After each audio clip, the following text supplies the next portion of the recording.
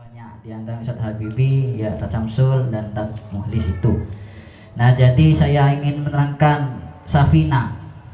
Safina itu termasuk kitab yang kurikulumnya itu amat banyak di daerah madrasah dan para pondokan. Kitab Safina itu termasuk kitab fikih yang bermadhab Imam Syafi'i. Yang mengarang kitab Safinatun Najah itu Syekh Al-Alim Fadil Salim bin Abdullah bin Sa'id bin Sumar Al-Hadrami Al-Madhil Imam Syafi'i. Nah, jadi kitab ini kitab yang terlalu ringkas, bacaannya itu terlalu mudah bagi anak yang pertama mondok.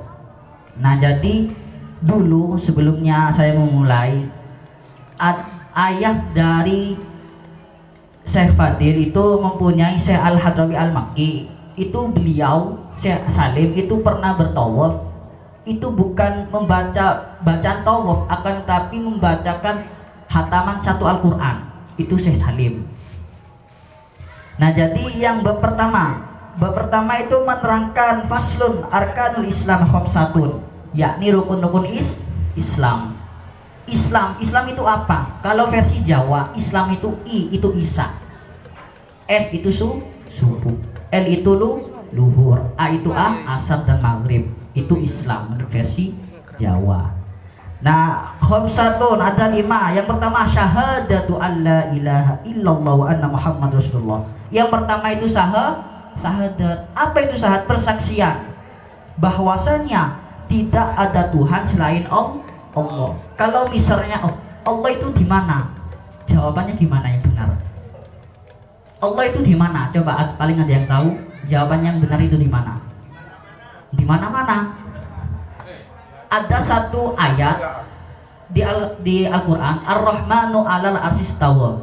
Allah itu di atas aras. Itu kalau di dalam kitab Ibnu Katsir itu termasuk ayat mutasabbihat. Maksudnya bagaimana? Masa Allah di atas aras, berarti di bawah gak pernah. Maksud di dalam kitab Ibnu Katsir itu ada ketiga keterangan. Yang pertama memang di atas aras. Yang nomor 2 bukan di atas, akan lihat di bawahnya. Yang nomor 3 ya jawaban yang di belakang, di mana-mana. Bagaimana yang nomor 3? Allah Ta'ala, hanya Allah yang mengetahui. Nah, kalau misalnya antum meyakini Allah itu tidak ada, hukumnya kafir. Itu cuma contoh.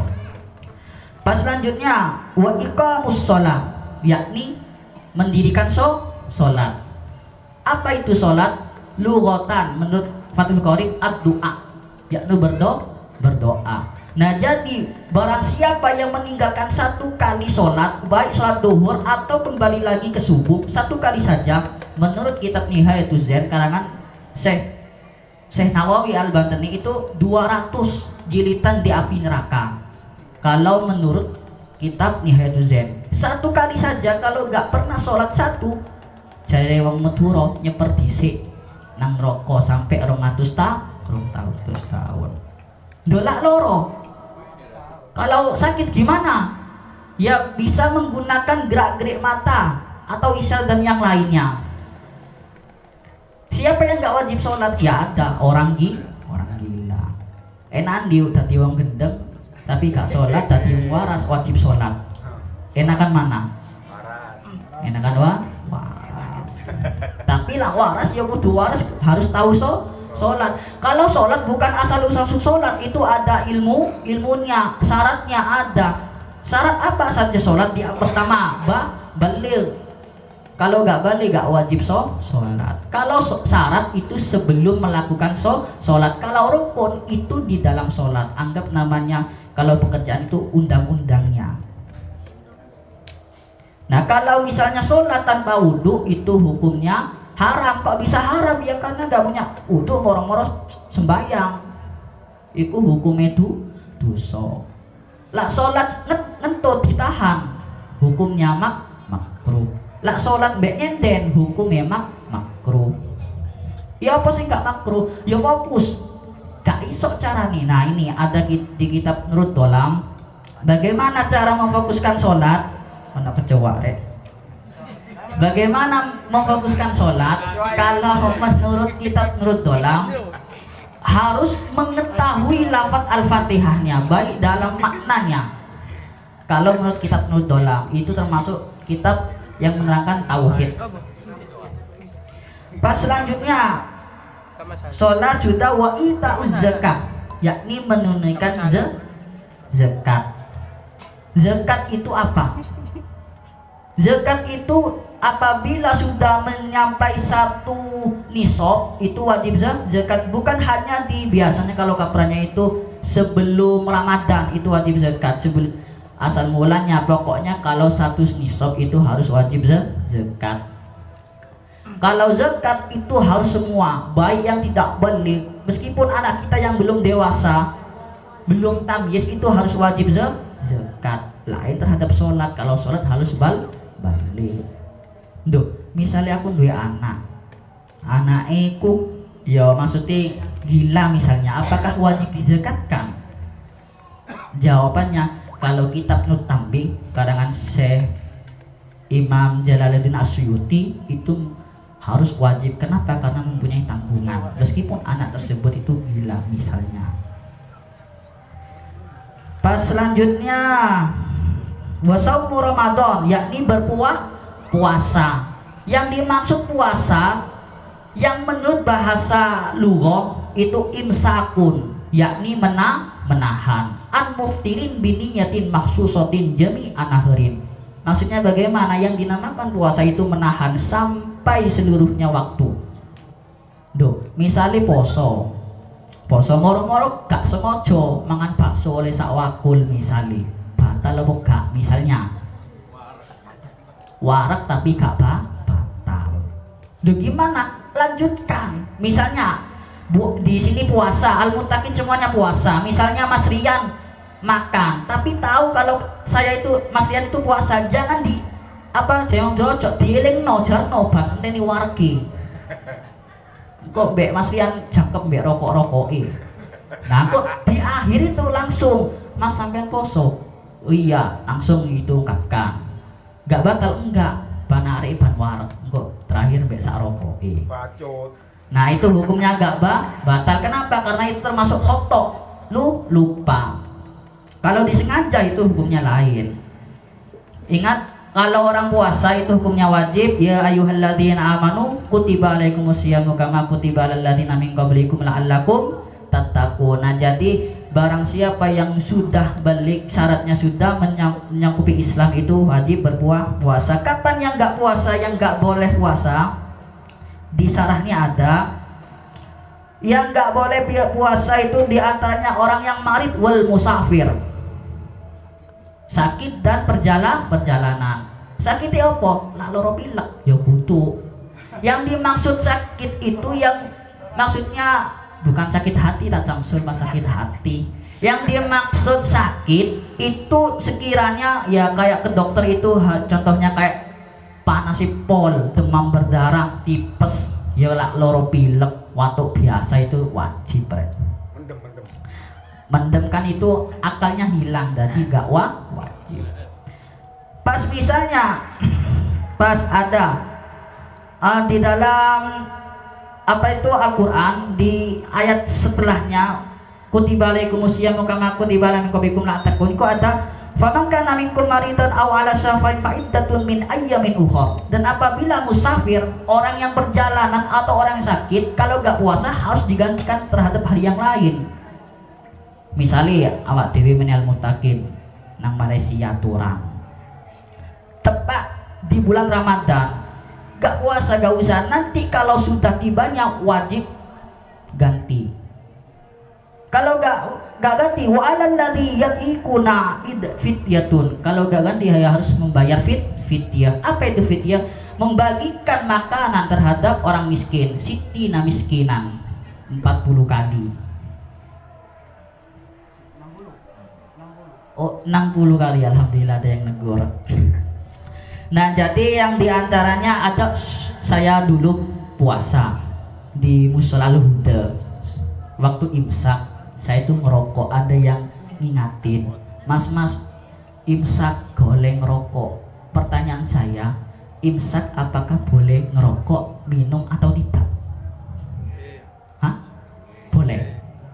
Nah itu jawabannya boleh. Memang apa saum menurut lughatan bahasa Fathul Qorib imsakun, memang menahan.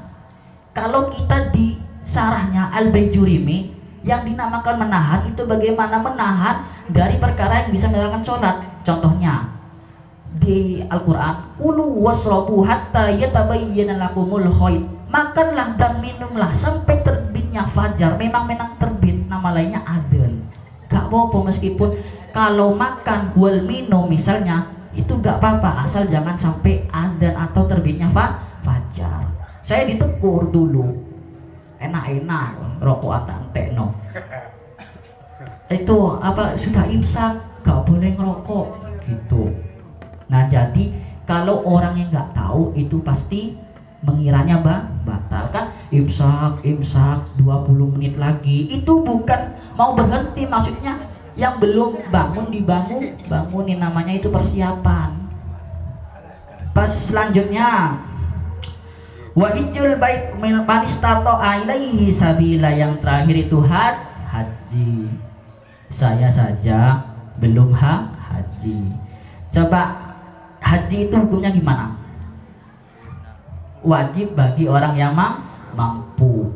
Misalnya saya punya Ustadz Samsul misalnya punya 1 miliar misalnya, tapi punya hutang 500 juta, apakah wajib apa enggak?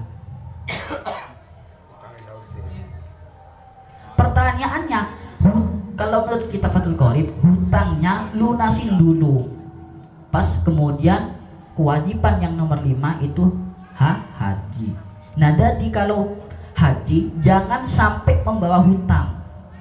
Kalau membawa hutang gimana? Ada perbedaan lain di dalam kitab Adkar. Kalau misalnya saya haji tapi mempunyai hutang, itu boleh, bisa jadi bisa, tapi jangan sampai gak bayar, harus dibayar. Kalau menurut Adkar, kalau menurut imam lain-lainnya itu harus lunasin dulu, karena itu kewajiban hutang, hak adami. Lain terhadap haji itu hakullah, kewajiban, tapi yang bagi yang mampu. Ya gini ajian kitab Safina kurang simpelnya, jadi yang kurang paham bisa dijelaskan. Kalau ada kesalahan murni dari saya, kalau ada kebenaran murni dari Allah Subhanahu wa Ta'ala. Jadi kata Tak Samsul, paling ada pertanyaan. Gimana Pak? Enak enggak ngasih kita Pak? Saya utang saya ngelor enak tak?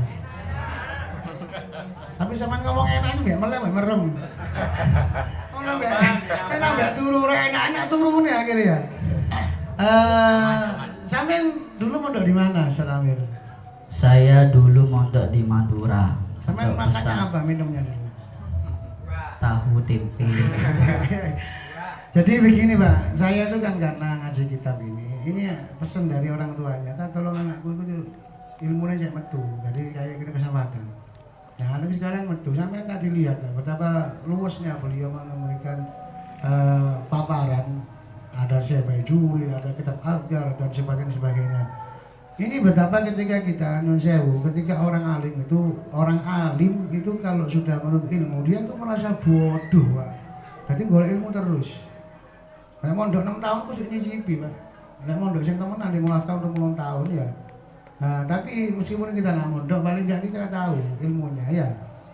Nah, sekarang ketika sampean sudah seperti ini nanti sampean tanya. Siapa yang tanya? Nggak usah di sini daripada sampean kok nggak ngerti. Saya tuh kadang-kadang kalau kemarin saya itu ngisi di Pak, Jumatan di Masjid Al Barokah di daerah Karangan itu, Pulau Sari Kodam itu.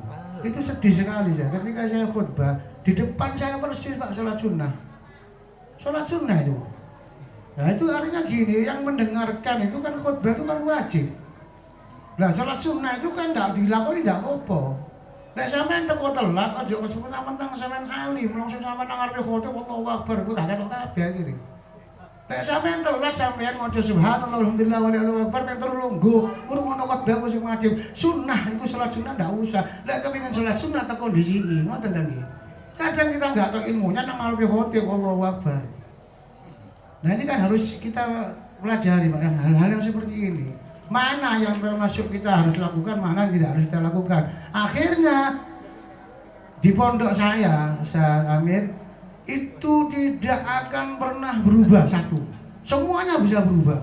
Pembangunannya, pendidikannya, semuanya pernah berubah. Cuman yang tidak pernah berubah, wiritannya mari adzan. Apa wiritannya? Ya hayyu ya qayyum la ilaha illa anta subhanaka inni kuntu minadz zalimin. Terus seperti itu. Artinya kita ini kroso enggak kroso termasuk wong dolim. Kadang-kadang kita tidak meletakkan sesuatu bukan pada tempat.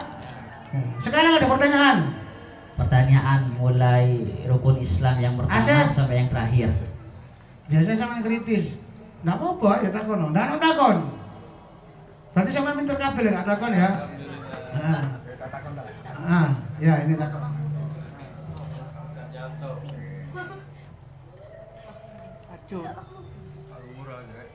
Assalamualaikum warahmatullahi wabarakatuh. Ini yang saya tanyakan ada dua hal, yaitu yang pertama masalah wudhu ya.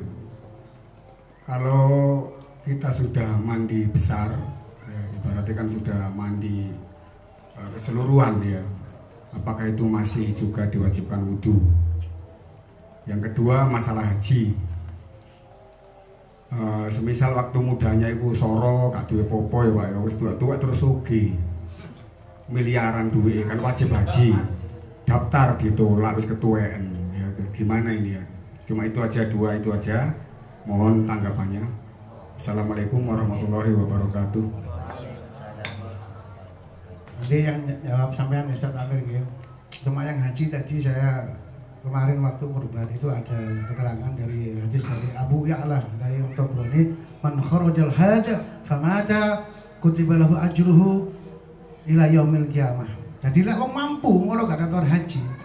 Artinya gini, nek sampeyan wis mampu sesuai dengan keterangan tadi yang disampaikan Ustaz Amir, sampeyan daftar. Misalnya sampeyan janji 20 tahun, 21 tahun, 20 tahun, famata sampeyan mati, kutiba lahu ajruhu ila yaumil qiyamah, sampai diganjar sampean sampai pangeran sampai dina kiamat. Soalnya wis niat mek daftar pisan. Nek sampean niat gak daftar, ya apa ngene ditulis. Nah, niat kabeh niat ya.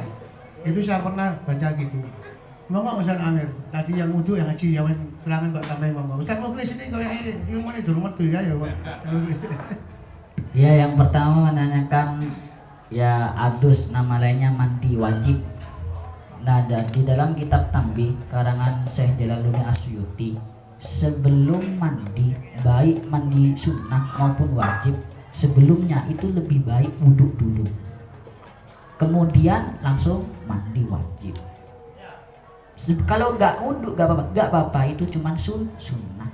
Nah, kalau misalnya adus pure, sing enak jariku langsung nang kali, nang sungai, gak usah kesel nggawa ember iku ya, langsung jebur niat. Nah, itu yang wajib. Kalau wudhu itu wajibnya cuman kalau melakukan sholat. Kalau adus mandi besar itu kalau sudah junub, mimpi basah atau berhubungan intim. Yang pertama, keterangannya di Nihaya ada, Nihayatul Zen. Pas yang nomor 2, masalah haji. Yang dimaksud saya yang punya di dalamnya ada di sarahnya, wa man dakhalahu kana aminan walillahi 'alan nasahijul bait. Saya sudah baca di Ibnu Katsir, yang dimaksud mampu itu bukan biayanya tapi orangnya. Contohnya, misalnya ada orang buta, pikun, tapi punya maksudnya pikiran gak mati normal, kepingin haji, tapi niatnya itu cek baiknya, tapi sekiranya itu gak mampu untuk melakukan, takutnya ada apa-apa, di Ibnu Katsir itu tidak diwajibkan. Tapi kalau maksud ya silahkan, gak apa-apa. Kalau di TV ada, gak boleh. Kalau di dalam kitab Fathul Qorib jangan jauh-jauh, itu harus mematuhi perintah pemerintah. Nah, itu sudah kewajiban. Contoh gambaran lainnya, Pak Wito takmir misalnya. Pas misalnya Pak Wito ngongkon jadwalnya sholat maghrib, undang-undang misalnya Zaid misalnya.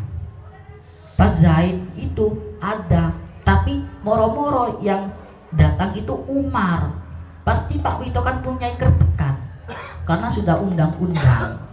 Sama terhadap haji di Ibnu Katsir itu gak wajib.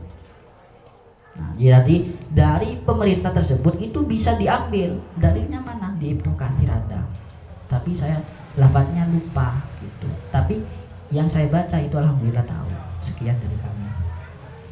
Saya nggak ada pertanyaan lagi yang di utara. Yang sing lor gak ada tanyakan ya pertanyaan. Gak bayar loh Pak cuma takone kok tiba-tiba bayar. Gak ada tanya ya. Alhamdulillah gak tanya berarti saya main paham ya. Tadi kesimpulannya saya ambil jadi sing mau sing main sing ngeterangno masalah rukun Islam ya. Nah terus kemudian ini nyalain tapi nggak apa-apa. Belum bab wudu dia tanya bab wudu. Tapi gak apa-apa berarti semangat ngajinya ya. Nah, siap. Jadi untuk selanjutnya tadi sing durung salat ya salat to rek. Misalnya gak sholat ya sholat to ya. Kodak aja main kodak gak apa-apa ono ketentuannya kodak ya. Sholat to ya sing gak sholat ya. Untungnya sampean melok keterangan iki jare Ustaz Amil gak sholat sampean mau hukumane koyo ngono. Akhirnya sholat ya. Terus sing arek nom-nom iki lek sampean ngene lek isih sampean rekam utawa sampean buku catatan meneh nang pelajaran sekolah sampean enak nilai 100 sampean. Durung karuan guru sampean ana Fathul Bari ono sing mau kita Fathul Qorib ya dan sebagainya keterangan-keterangan itu. Terima kasih Ustaz Amir nggih. Ini apa ngaji kita diterusno setiap pertemuan ada minggu lagi 2 kali pertemuan. Sing banter ta Pak suarane Pak? Oh, setiap pertemuan. Sing utara iki lho suarane sing lor. 2 kali ya. 2 kali apa setiap pertemuan? Oh, seolah bisa. Oke. Berarti 2 kan enggak apa-apa, yang penting sama ada masukan daripada enggak sama sekali ya. Demikian Ustaz Amir, mudah-mudahan barokah manfaat ya. Amin. Kalau mau ngaji kita sampean kita kuning itu waduh wake Pak, apa fikih itu Fathul Muin, Fathul Qorib, Fathul Baris gak karuan dulu udah siap. Mudah-mudahan manfaat ilmunya. Sekarang acara inti yaitu doa. Doanya yang disampaikan oleh Bapak Ustadz Mukhlisul Aman. Kepada beliau waktu dan tempat kami haturkan. Mudah-mudahan tujuannya ini Pak